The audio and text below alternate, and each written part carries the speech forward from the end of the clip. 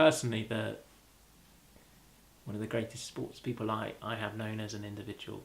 You know, he was a cyclist in that post-war era, and there was times when he won the national championships at some events. So one of the best in the country indeed, and he was invited to go and compete at the Olympic trials in 1948, and ultimately he declined to go. By the time my dad was 24 and my mum was 18, just 18, that's when they got married. And then in 1953, they emigrated to Canada. It was clearly a defining moment, I think, in their marriage, particularly, probably their whole life. And you know, one major impact to that is because when they were in Canada, that's where they first went to church and became Christians there, and that has then become their real identity. Before that, I suppose they were cyclists from Leicester, and then after that they became Christians who had been to Canada, who also liked cycling. They decided to move back because there were people they knew in the UK, particularly their family, who they knew weren't Christians, and they wanted to tell them about this because this had changed their life. When my mum became ill, my dad got back to cycling, so much so that he was actually world champion when he was 73.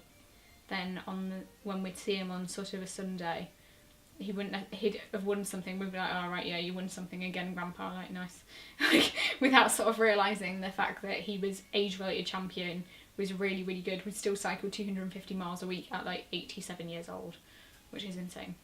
I don't really have very clear memories of the funeral actually, but I know that a lot of people came, that it was just obvious how many good friends Grandpa had, how many people had known him and that he had cared for and helped at different times.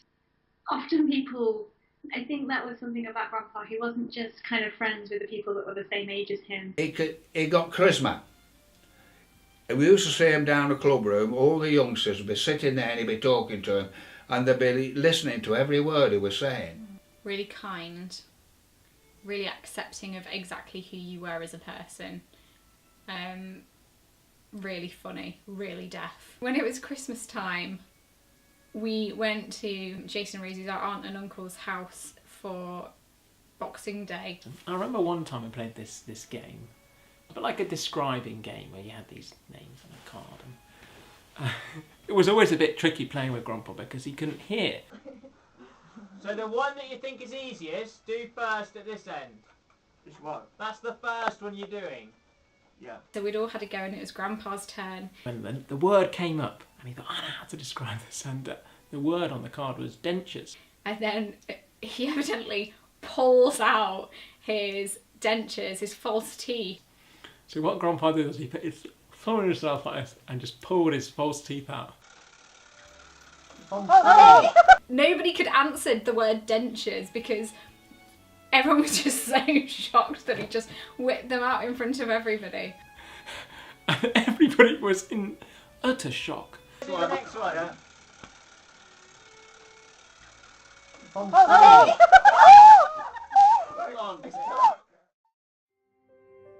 How do you measure success in life?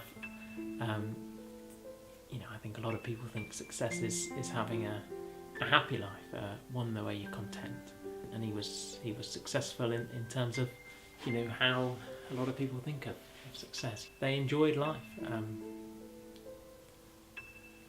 Was that his greatest success? Well, I don't know. How do you sum him up? But, you know, a wonderful